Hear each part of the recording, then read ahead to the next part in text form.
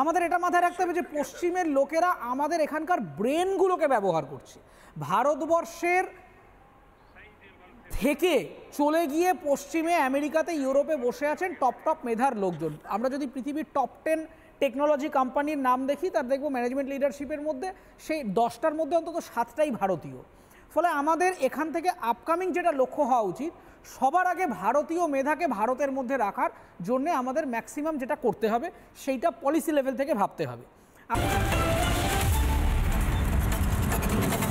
অরিত্রর কাছে আসতে চাই। অরিত্র, আবারও বলছি, মানে সোশ্যাল মিডিয়াতেই হয়তো অনেকে বলতে শুরু করবেন ময়ূকদার এই গোর্খা রেজিমেন্টের ব্যাচ কোট পেন যেটাকে বলা হয় সেটাই হয়তো এসেছে চায়না থেকে।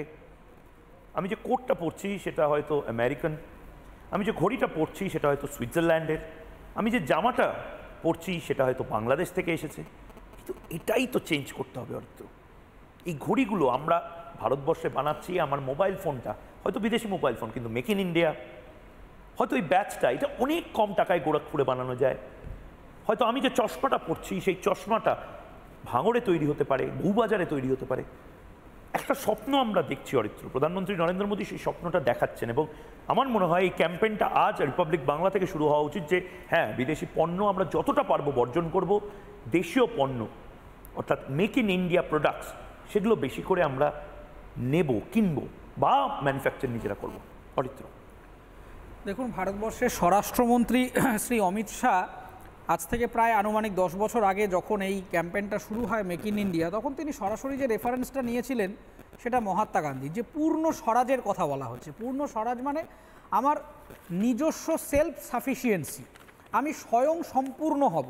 স্বাধীনতার প্রায় 7-8 দশক পার হয়ে যাওয়ার পরেও ভারতবর্ষ কিন্তু জাতি হিসাবে স্বয়ংসম্পূর্ণ হতে পারেনি। সেটা যে কোনো কারণেই হোক, অর্থনৈতিক, সামাজিক, রাজনীতিক বিভিন্ন কারণে আমরা স্বয়ংসম্পূর্ণ নই। সকাল থেকে ঘুম থেকে ওঠা থেকে রাত্রে ঘুমোতে যাওয়া পর্যন্ত বিভিন্ন কারণে বিভিন্ন বিষয়ের ওপরে আমাদের কিন্তু নির্ভর করে থাকতে হয় বিভিন্ন দেশের ওপর কিংবা বিভিন্ন দেশ থেকে আসা প্রোডাক্ট বা সার্ভিসের ওপরে। এবার এই যে মেক ইন ইন্ডিয়া বা আত্মনির্ভর ভারত, এই কথাটার পেছনে রাজনীতি যা থাকে বা না থাকুক, আমি একটা পলিসি লেভেল খুব ইন্টারেস্টিং আন্ডারস্ট্যান্ডিং আছে যেটা নরেন্দ্র মোদী বারবার বলার চেষ্টা করেন, যে minimum government maximum governance, minimum government maximum governance, মানে এই যে লাইসেন্স রাজ, এই যে ইজ অফ ডুইং বিজনেস, মানে একটা বাণিজ্য করবার মতো সুস্থ স্বাভাবিক পরিবেশ ভারতবর্ষে তৈরি করা। এই মেক ইন ইন্ডিয়া ক্যাম্পেইনটা শুরু হওয়ার পরে আমরা অনেক কিছু ইম্পর্ট্যান্ট জিনিসপত্র পেয়েছি। আমরা জিডিপিতে রাইজ দেখেছি, আমরা ফরেন ডিরেক্ট ইনভেস্টমেন্টে 2004 থেকে 14 পর্যন্ত যে অবস্থা ছিল, 2014 থেকে 24-এ আনুমানিক 119% ফরেন ডিরেক্ট ইনভেস্টমেন্ট বেড়েছে। আমরা সার্ভিস সেক্টর এবং যে জায়গাটা দীর্ঘ বছর ধরে আমরা একেবারে ইগনোর করে আসছিলাম, micro small and medium enterprises, MSME sector, সেই জায়গায় ম্যাসিভ একটা বুম তৈরি হয়েছে। আমাদের সব থেকে এখন যেটা সামনে এগোতে হবে এখান থেকে, আমরা আলোচনাটা যে জায়গা থেকে শুরু করলাম যে পশ্চিমের লোকেরা অনেক কিছু ভালো জিনিস বানাচ্ছে, আমাদের এটা মাথায় রাখতে হবে যে পশ্চিমের লোকেরা আমাদের এখানকার ব্রেনগুলোকে ব্যবহার করছে। ভারতবর্ষের থেকে চলে গিয়ে পশ্চিমে আমেরিকাতে ইউরোপে বসে আছেন টপ মেধার লোকজন। আমরা যদি পৃথিবীর টপ 10 টেকনোলজি কোম্পানির নাম দেখি, তার দেখব ম্যানেজমেন্ট লিডারশিপের মধ্যে সেই 10টার মধ্যে অন্তত 7টাই ভারতীয়। ফলে আমাদের এখান থেকে আপকামিং যেটা লক্ষ্য হওয়া উচিত, সবার আগে ভারতীয় মেধাকে ভারতের মধ্যে রাখার জন্যে আমাদের ম্যাক্সিমাম যেটা করতে হবে সেইটা পলিসি লেভেল থেকে ভাবতে হবে। আমাদের যে কটা ইম্পেডিমেন্টস রয়েছে, আমাদের কিছু অর্থনৈতিক বৈষম্য রিলেটেড সমস্যা রয়েছে, আমরা যে পরিমাণ 25% যে জিডিপিতে অ্যাচিভ করবো ভেবেছিলাম তার থেকে কিছুটা শর্টফল রয়েছে, সেটা ভাবতে হবে এবং আমাদের স্কিল ডেভেলপমেন্ট করতে হবে এবং সেইটা আমাদের শুরু করতে হবে স্কুলিং সিস্টেম থেকে। আমি তো মনে করি যে যেহেতু আপনি সোশ্যাল মিডিয়া নিয়ে কথা বলছেন, আমি দীর্ঘদিন ধরে দাবি জানিয়ে আসছি যে ভারতবর্ষের নিজস্ব সোশ্যাল নেটওয়ার্কিং সাইট হওয়া উচিত। আজকে রাশিয়া নিজস্ব সোশ্যাল মিডিয়া সাইট ব্যবহার করছে, তাহলে আমরা কেন এই পশ্চিম থেকে আসা নিজে সোশ্যাল মিডিয়া বানায়নি তা নয়, কিন্তু আমি অদ্ভুতভাবে, আমি নাম বলছি না, সেটাতে আমাকেও যুক্ত হওয়ার কথা বলা হয়েছিল, সেটা কিন্তু বন্ধ হয়ে যাওয়ার পথে। হ্যাঁ, এক্স্যাক্টলি। সো পার্টিকুলার সোশ্যাল মিডিয়াগুলো সাস্টেনেবল নয়। না, এটা একটা খুব বড় সেই সমস্যা। জায়গাটাতে আমাদের দেখুন সাস্টেন করবার জন্য আমাদের যেটা করতে হবে, বিদেশের থেকে যখনই কোনো জিনিস আসে সবসময় একটা কম পয়সায় তারা আমাদেরকে দিয়ে দেওয়ার চেষ্টা করে, এবং তার জন্য আমাদের সবার আগে যেটা করতে হবে, এই ওয়েস্টার্ন ইনভেশনটাকে, পশ্চিমের যে হাওয়াটা ঢুকছে, আগে হাওয়াটা বন্ধ করতে হবে।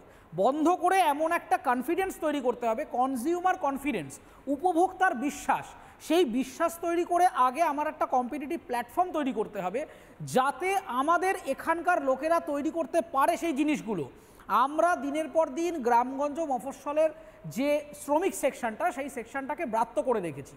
আমাদের মানতে হবে এটা সত্যি যে তাদের কাছে যে পরিমাণ স্কিল রয়েছে, আমরা যদি সেটাকে আরেকটু পরিকাঠামোগতভাবে সাপোর্ট দিই, তাহলে আমরা ওয়েস্টের এই মার্কেটগুলোকে বিট করতে পারি, যে কোনো লেবার মার্কেটকে। তার কারণ আমাদের কাছে জনসংখ্যা একটা বড় সেক্টর, আমাদের কাছে ইকোনমি যে ভলিউম, যে কর্পাস, সেটা একটা বড় প্রাপ্তি।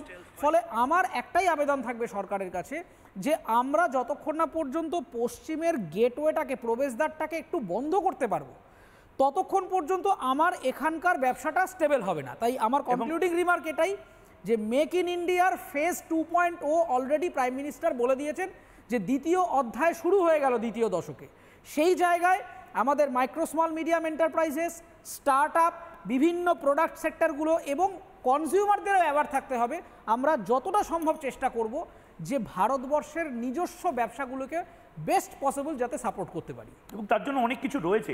আমি আবারও বলছি, আজকে হয়তো অনেকের খারাপ লাগতে পারে, অনেকের হয়তো মনে হতে পারে খুব বোরিং, কেন এইসব মেক ইন ইন্ডিয়া ইত্যাদি নিয়ে বলছে। আমি তো আমার ফ্রান্সের যে প্যারিসের যে প্রোডাক্টটা রয়েছে, সেই প্রোডাক্টটা নিয়েই বেশি গর্ব অনুভব করি। আমি ফ্রান্সে চলে যাব, আমি দুবাইতে গিয়ে আমার জিনিসপত্র কিনবো, কিনুন না, কিন্তু দুবাইতে গিয়ে মেক ইন ইন্ডিয়ার জিনিসপত্র কিনুন। মেক ইন ইন্ডিয়া, ভারতে তৈরি করো, ভারতের জিনিস বিশ্বব্যাপী বিক্রি করো।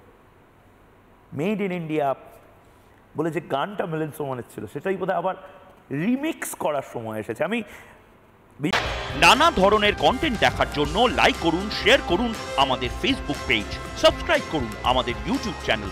পাশাপাশি অন্যান্য ব্রেকিং নিউজের জন্য অবশ্যই চোখ রাখুন রিপাবলিক বাংলায়।